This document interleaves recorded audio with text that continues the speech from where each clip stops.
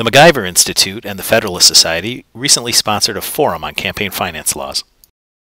Post Citizens United, of course, Congress introduced an act called the DISCLOSE Act, which was intended essentially to try and reverse the Citizens United decision sort of by hook and crook. It actually would have prohibited a great deal of corporate speech that was actually legal even before the Supreme Court's decision in Citizens United.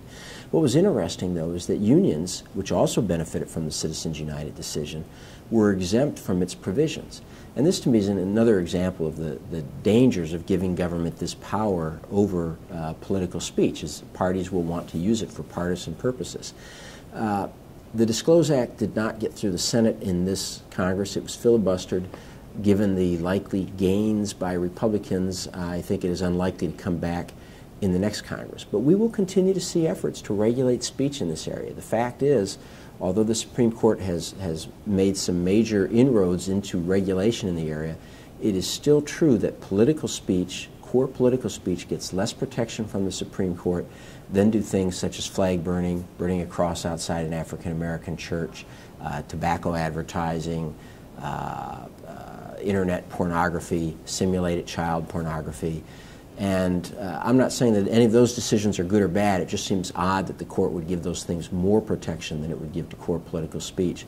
So there are more battles to fight, both legislatively and in the courts.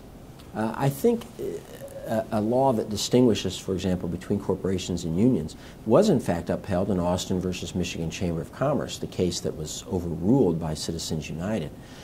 In that case, the state of Michigan had prohibited corporate spending but not union spending. So the court has been willing to accept differences between different types of actors.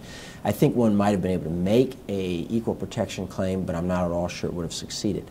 Again, all of this illustrates the danger of having the government regulate in this area at all, picking winners and losers, deciding who's spoken enough, who's not spoken enough, deciding that your speech is corrupting, but your speech is good for civic life. In my view, that's exactly what the First Amendment was intended to prevent, was to keep the government out of making those decisions.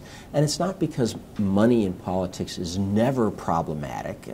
People, are concerned about equality and corruption, but it's because we understood that giving the government the power to make those choices was more dangerous than the problem itself. That it's just very dangerous to give the government the power to decide who should be speaking about politics.